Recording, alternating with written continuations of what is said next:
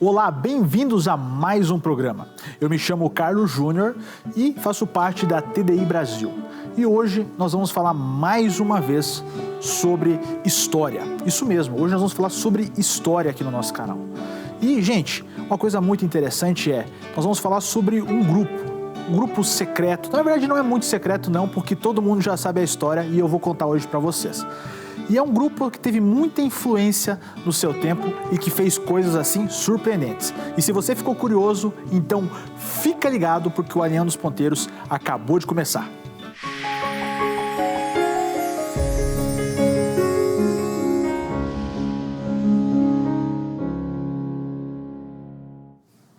Gente, dentro do tempo e dentro da história, grandes grupos tiveram muita influência para determinar certas ações dentro da sociedade e também certas mudanças dentro da sociedade.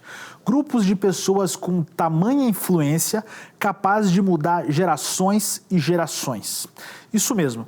E é isso que nós vamos falar hoje, a respeito do Clube X. Por muito tempo não se sabia o que era esse Clube X, porque era um clube entre pessoas de extrema influência que eram darwinistas. E nesse clube eles eram capazes, digamos assim, de tomar certas ações que tinham uma influência muito grande dentro da ciência. Então nós vamos hoje conversar com o João Paulo Reis e o Daniel Trindade. Eles vão estar contando um pouco mais a respeito do Clube X e contando um pouco da historicidade desse grupo e quais foram as ações que eles tomaram desde o início, digamos assim, da junção dessas pessoas que foram capazes de mudar a história da ciência. Então preste atenção que o João e o Daniel vão falar um pouco mais sobre isso. Porque muita gente acha, ou por exemplo, eu uma vez vi o Pirula falando, que a teoria da evolução ela foi sendo aceita para e passo, aos poucos, na medida que as evidências foram se apresentando, que os achados foram se acumulando. Mas, como eu mostrei para vocês, não foi nada disso. Assim, o próprio Darwin, com 5, 6 anos de... Com 5, 6 anos de lançada a Origem das Espécies, todo o ambiente acadêmico foi dominado pelo evolucionismo. Então, não houve essa coisa para e passo, devagar, como muitos evolucionistas e como muitos historiadores até acreditam. Os principais responsáveis por conseguir esse feito de tornar a evolução um paradigma tão rápido foi um pessoal que pertenceu a esse chamado Clube X, né? Então, conhecendo eles aqui rapidinho, o livro de Darwin ele entrou em depressão pouco tempo depois que lançou A Origem das Espécies. A filha dele, que era o grande amor da vida dele, morreu de uma doença muito terrível e com muito sofrimento, e Darwin ficou muito desgostoso com isso. Ele literalmente se enclausurou em casa e morreu recluso. Quem defendeu a teoria da evolução, de fato, em primeiro lugar foi esse rapaz aí com esse negócio na cara dele, que eu não sei se é uma barba ou o que Thomas H. Huxley. Né? Esse cara, ele ficou conhecido, ele defendia com tanta ênfase o evolucionismo, ele era amigo de Darwin, que ele ficou conhecido como Bulldog de Darwin. Por que será, né, Daniel? Por que será, né, Carlos? Ele mordia um bocado. E ele tinha orgulho desse apelido, o Bulldog de Darwin. E ele literalmente declara guerra às religiões e os religiosos. Só que como ele não queria responder qual era a origem das coisas, se Deus existia, se Deus não existia e de onde é que veio as coisas, ele inventou o termo agnóstico. Esse Huxley é quem inventa o termo agnóstico, que o próprio Darwin depois vai adotar. Vai dizer que se sente mais representado pelo termo inventado pelo Huxley. E ele era uma das coisas que eu chamo hoje em dia de supercientista. Supercientista não é que a pessoa que fez descobertas extraordinárias e nada disso, mas aquela pessoa que é super valorizada pela sociedade de então. Você tem cientistas que ganham quase todos os prêmios, que são indicados para tudo, que falam em tudo quanto é lugar. Era o caso desse Huxley. né? E ele teve uma influência assim, gigantesca dentro da sociedade inglesa e europeia de uma forma geral. Ele chegou, inclusive, ele foi o cara que montou os primeiros currículos de biologia da Europa, foi o Huxley. E, logicamente, ele montou esses cursos já com um viés totalmente voltado para o evolucionismo. Tanto que ele nem falava em Mendel, nem coisa nenhuma, nem nenhuma outra teoria que contrariasse Darwin. Foi quase uma própria religião dele mesmo, né? Sim, foi uma coisa assim, pessoal. Ele tinha uma rixa realmente assim. Porque a Por academia... um motivo próprio, ele declarou uma guerra contra vamos dizer, um pessoal que seriam as religiões e os cristãos, né? E adotou aquilo. É um objetivo meu. O objetivo dele era contra aquele grupo. Sim, tem uma frase dele, inclusive, que o objetivo dele era livrar a ciência dos padres, dos crentes e das mulheres. Ele fala isso. E ele literalmente, assim, por uma questão pessoal, porque a academia sempre foi dominada por religiosos. E até o século XIX, então, era praticamente todos os grandes acadêmicos eram pessoas religiosas. Inclusive, grandes universidades foram fundadas, né? As primeiras universidades foram fundadas pela Igreja Católica, filmadas já pensaram?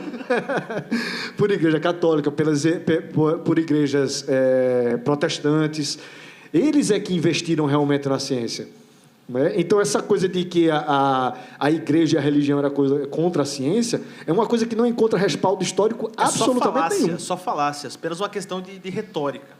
Hã? É só uma questão de retórica. Exato, mas uma retórica que ganhou muito espaço. Porque com uma história que foi inventada no século XIX também de Galileu, né, que a igreja seria contra Galileu, se estendeu isso, dizendo que a igreja ou a religião, de uma forma geral, era contra a ciência.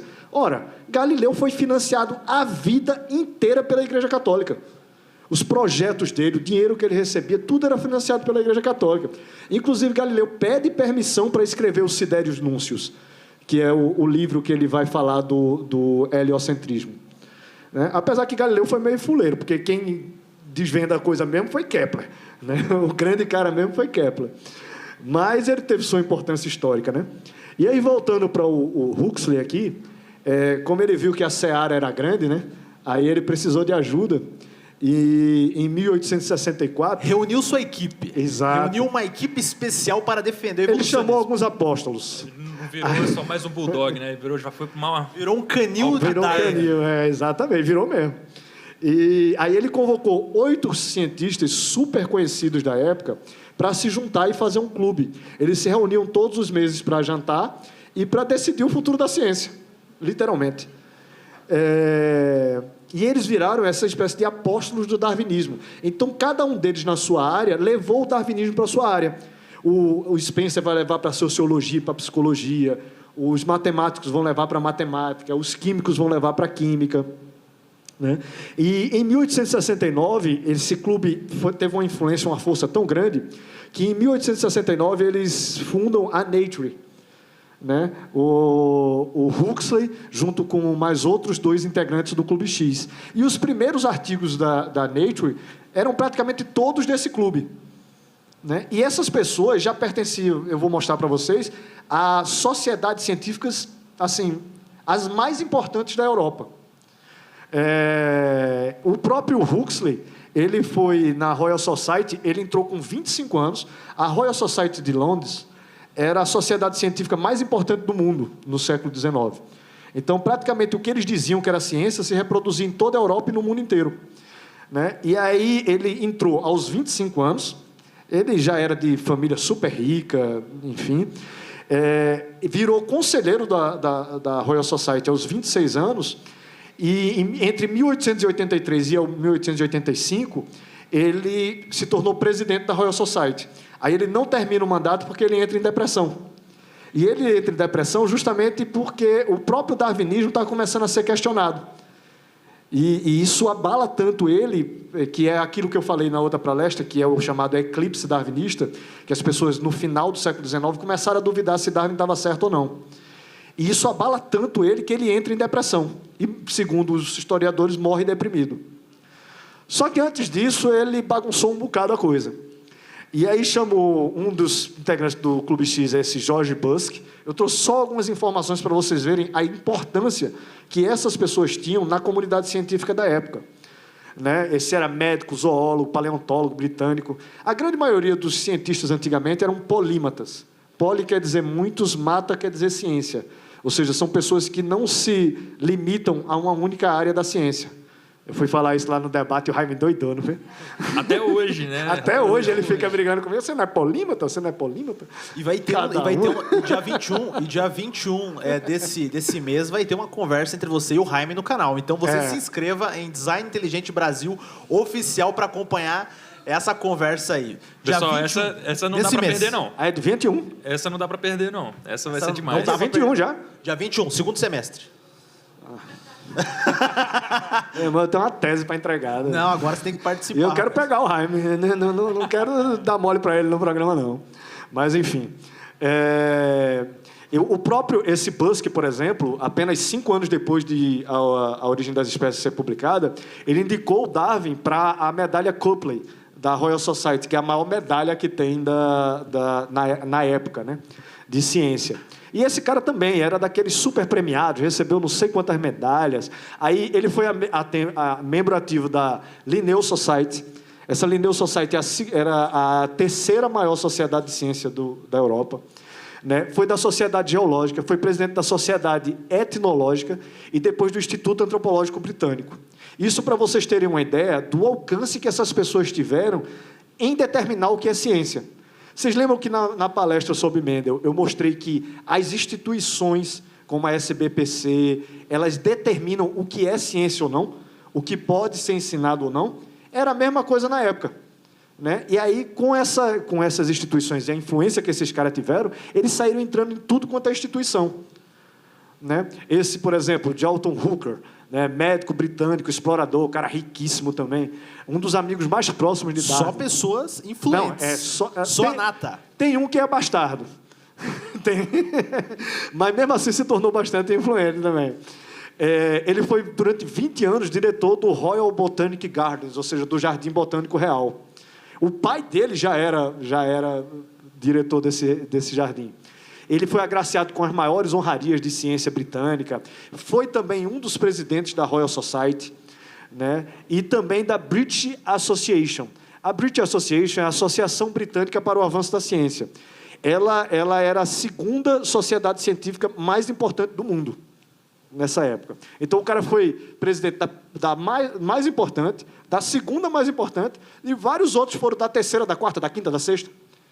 Eles literalmente dominaram a cena. Né? Esse John Lubbock, ele era primo de Darwin, né? Banqueiro, riquíssimo também. A casa do cara é um espetáculo até hoje. Ele teve contribuições na área da arqueologia, da etnografia, da biologia. Foi ele que cunhou os termos paleolítico e neolítico, né? Que a gente conhece como Idade da Pedra. Eu conhecia como Idade da Pedra Lascada, aí mudaram para a Pedra Antiga agora, né? Antigamente se falava Pedra Lascada, né?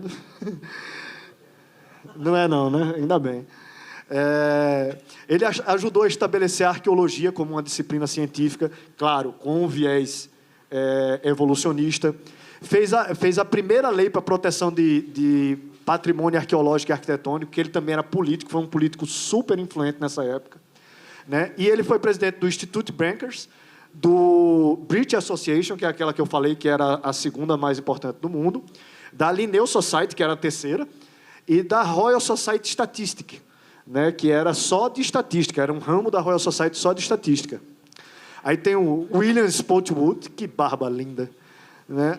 Matemático. Aliás, esses caras tinham uma barba nessa época, meus amigos, cada foto que eu vejo que é impressionante. Parece que eles competiam para ter a barba mais feia. Sério mesmo, parece que era uma competição, assim. Ele era matemático, físico inglês, né? Fez contribuições principalmente na área da álgebra superior, incluindo a teoria de determinantes. Alguns desses caras foram realmente muito importantes nas áreas deles. A questão é o viés ideológico que eles introduziram nelas. Né? Ele foi presidente também da Royal Society de Londres, foi presidente da British, foi presidente da London Mathematical Society. Então, vocês veem o quanto eles vão entrando. Né? Esse Thomas Hist, né? Matemático inglês, fez contribuições na área de geometria algébrica também.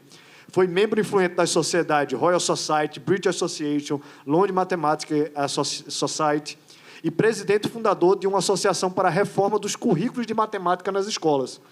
Para vocês terem uma ideia de como os caras entravam, assim, eles determinavam literalmente o que é ciência. Né? Esse aí é o bastardo. É o Edward Franklin. Mas, apesar de ser bastardo, era bastardo de alguém muito rico, porque a mãe dele recebia uma pensão assim, enorme, segundo os historiadores. Ele era químico, né? Por isso, também, ele foi um dos menos premiados e prestigiados. E, ainda assim, o cara assim, ganhou um bocado de prêmio. Cuidado como é que fala dos químicos aí, hein? Sim. E esse cara foi o mais importante. Ele foi o mais importante. Ele fez contribuições, ele descobriu o hélio, ele fez descobriu essa química organometálica, que é a ligação entre carbono, material orgânico e metal. Né? A química organoestância, que é uma outra forma dessa mesma química, e descobriu o princípio da valência, que é até hoje utilizado. Então, esse cara foi super importante. E foi diretor da Royal Society, foi presidente da Chemical Society de Londres e recebeu um monte de medalha também. John Tyndall, matemático e físico irlandês, fez contribuições no diamagnetismo, radiação infravermelha e de propriedades físicas do ar. É ele quem descobre o chamado efeito estufa. Né? Como eu falei para vocês, eram pessoas realmente influentes que fizeram contribuições reais, tirando o último, que o Spencer era meio fuleiro. Em 1860, ele já era um dos físicos vivos mais famosos do mundo, esse cara. Né? Divulgador científico, inclusive. Era um pirula da vida. Não era não. Ele era muito mais competente do que o pirula em termos científicos. Né? Mas vamos dizer assim, ele foi um dos primeiros a popularizar a ciência. Ele escreveu 12 livros de popularização da ciência. Foi um dos primeiros a fazer isso, inclusive. Por isso que ele ficou super famoso. Além de rico, o cara ainda ganhava um dinheiro assim com os livros absurdos. Aí fica fácil, né? Ele fortaleceu a hipotética separação. Né? Uma das coisas que ele batia direto era essa coisa de separação entre religião e ciência. Ele era literalmente ateu, o John Tyndall. E, novamente, membro da Royal Society e da American Philosophical Society. E, por último, e não menos importante, o Herbert Spencer.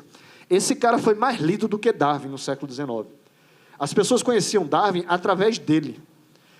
As bibliotecas aqui no Brasil tinham cópias traduzidas de Herbert Spencer, coisa de 5, 6 anos depois dele lançar a obra. Isso, naquela época, no século XIX, era um absurdo de rápido. Né? E Spencer ele influenciou absurdamente. Era racista, era xenofóbico, ele defende, inclusive, esses pontos de vista, mas era super conhecido, o cara era um escritor fantástico, assim, o cara chegou, inclusive, a ser indicado para o Prêmio Nobel de Literatura falando de ciência. Né? E falando de psicologia, foi ele quem levou, por exemplo... Até então, porque o da Paz, sem chance, né? Não, da Paz, sem chance. Inclusive, ele taca o pau nos japoneses, nos chineses. Diz que é um absurdo estar misturando a genética dos europeus com esses povos. E a galera adorava ele lá. Os chineses, os japoneses, tinham ele como inspiração. Vocês conseguem perceber como que a evolução ela ganha força no decorrer do tempo? O porquê que ela se torna o que ela se tornou? Foi uma construção histórica de pessoas com extrema influência, politicamente também, obviamente. Então, você percebe que pessoas extremamente influentes... Isso aqui não é teoria da conspiração, ou é conspiração, Daniel? Não é? É muita estratégia mesmo, né? Você vê que existe uma história que percorreu para chegar ao viés que está aí, né? E pouca gente pouco conhece essa história, acredito aqui que muita gente não deveria nem saber do que está sendo dito aqui, né? Toda essa história por trás dessas pessoas, né? Que foram peças essenciais para que hoje... Exato, inclusive até o Luiz... Esses caras, sem eles, vocês acham que a evolução chegaria onde chegou? Ela não teria se consolidado tão rápido e é possível que ela tivesse entrado em derrocada mais rápido do que a capacidade de tentar associar Mendel a ela. Ou seja, poderia ser que, se não fosse eles, a teoria da evolução sequer tivesse passado do século XIX. Inclusive, o Luiz Felipe Pondé, você estava falando que as pessoas não conhecem a história desse Clube X.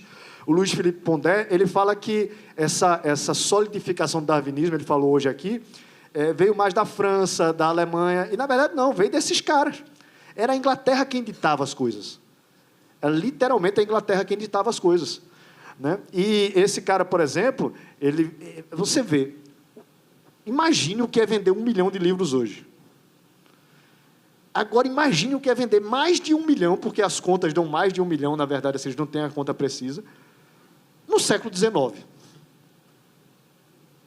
Esse cara que já era rico, assim, agora ele era hipocondríaco. Aí ele praticamente também não saía de casa, ele só ia para jantar, né? Para esse jantar lá uma vez por mês, e que ele era super hipocondríaco. Desde 30 e poucos anos, assim, ele tinha uma frustração com doença que era um negócio de doido. E ele foi quem cunhou o termo sobrevivência do mais apto. Né? Ele falava tanto... E, no final das contas, ele até discordava de Darwin. Ele era mais lamarquista do que darwiniano. Né? Não, e a gente consegue identificar que sem esse tipo de apoio, porque assim, são pessoas extremamente influentes, né, Daniel? Você tem pessoas que têm a capacidade de estar colocando, decidindo, por exemplo, quais componentes vão ser tratados, como a evolução ela pode ser levada a sério ou não. Então, assim, eles tinham poder para fazer isso, tinham poder politicamente, economicamente, pessoas extremamente ricas para fazer isso. Então, assim, pessoas que poderiam colocar a evolução como, de fato, ela se tornou hoje. Então, assim, sim, extremamente influentes para isso. É como se todos... vamos mudar a história, vamos colocar como se esses caras fossem todos eles do design inteligente. Entendeu?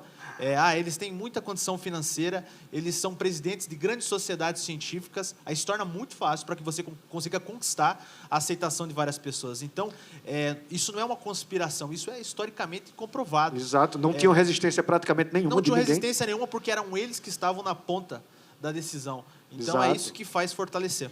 Esse cara, ele era membro da Derby Philosophical Society, que era uma sociedade de ciência fundada pelo avô de Darwin, da American Philosophical Society e desse Ateneu. Esse Ateneu era o clube mais privado que existia no mundo. Era só gente assim de muita grana e poder que podia participar dele. Desse Clube X, por exemplo, só quem fazia parte do Ateneu era o Spencer e o Huxley. Né? E esse modelo de Clube X, ele foi reproduzido em vários países, inclusive aqui no Brasil, que fundou a chamada Escola do Recife. E é lá de Recife mesmo, do onde eu sou. A Escola do Recife. E aí tinha os personagens principais, seriam Nina Rodrigues, o Arthur Ramos, o Tobias Barreto, o Ulisses Pernambucano. Eles é que, por exemplo, colocaram muito o viés evolucionista e racista. Porque, na época, o Spencer, por exemplo, ele foi um dos principais divulgar o darwinismo social, que depois gerou o racismo científico. Né? O Nina Rodrigues, por exemplo, apesar de ser negro, ele acreditava na inferioridade dos negros. O Ulisses Pernambucano. Eles tratavam a coisa, porque até, por exemplo, Gilberto Freire, na época dele, Gilberto Freire já é depois desses caras, mas até Gilberto Freire, a crença no racismo científico, no darwinismo social, era global. Todo mundo acreditava que isso era verdade. Todo mundo acreditava que isso era verdade. Uma ou outra voz era dissonante.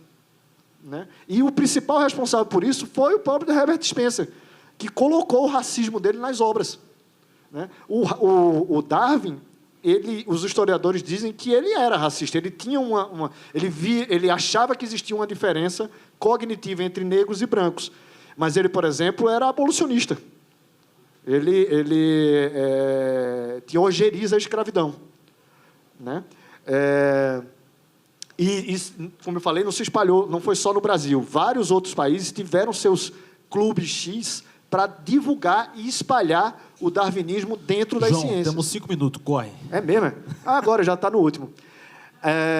E durante as décadas, né, entre 1860 e 1890, os membros do Clube X ainda foram sucessivamente agraciados com uma série de condecorações e honrarias e tornaram-se proeminentes figuras da comunidade científica.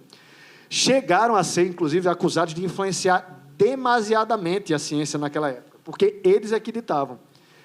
E aqui, notas informais das primeiras reuniões do Clube X mostram que as discussões geralmente envolviam a nomeação de membros para cargos nas principais sociedades de ciência, né, bem como a negociação de prêmios e reivindicações de medalhas. Os caras se reuniram para isso. Os caras se reuniram para isso, para saber quem é que ia ganhar o quê e quem é que ia dizer o quê. Huxley contou uma vez que ouviu uma conversa sobre o Clube X, né, entre dois homens do Ateneu, aquele clube que eu falei para vocês. E quando um perguntou o que o Clube X fazia, o outro explicou: bem, eles governam os assuntos científicos. E Huxley concordou, não disse nada, não deu um pio. Na prática, o Clube X ele literalmente ditou o que era ciência no século XIX. E foi por isso que Darwin se espalhou tão rápido. Bom, vocês viram como é então esse Clube X, quem são os seus participantes e o que eles pensavam. Mas, para resumir para vocês, é um grupo de extrema influência, um grupo darwinista que defendia a teoria da evolução com unhas e dentes. E esse grupo de pessoas tinha uma tamanha influência social capaz de colocar o darwinismo como uma teoria aceita, mesmo sem passar pelo processo científico de aprovação. Porque as pessoas que estavam por trás da teoria, as que defendiam a teoria, tinham uma influência tão grande, capaz de até moldar o pensamento público. Porque ambos e todos desse grupo tinham uma influência muito grande nos seus respectivos locais onde eles atuavam, né? Vocês podem ver, alguns eram membros, líderes de sociedades científicas extremamente importantes, capazes de escolher o que pode e não pode. É como se fossem juízes do que poderia ser levado a sério e o que não poderia ser levado a sério. Então isso é muito importante, verificar que às vezes a influência de grupos é capaz de moldar até mesmo o pensamento público. E o darwinismo dessa forma acabou tomando força tamanha que conseguiu se estabelecer até os tempos de hoje, através dessa tentativa de instaurar, através desse pensamento desse grupo, que fez o darwinismo se tornar o que ele é hoje. Então, esse grupo ele teve função específica e fundamental para que o darwinismo chegasse aonde ele está. E você pode aprender um pouco mais sobre isso conforme o João, Daniel e até mesmo eu falei no vídeo. Então, gente, muito obrigado a todos vocês que assistiram até aqui. Se você está vendo pelo YouTube, deixa seu like, se inscreva no canal e compartilhe esse vídeo. Até o próximo Alinhando os Ponteiros.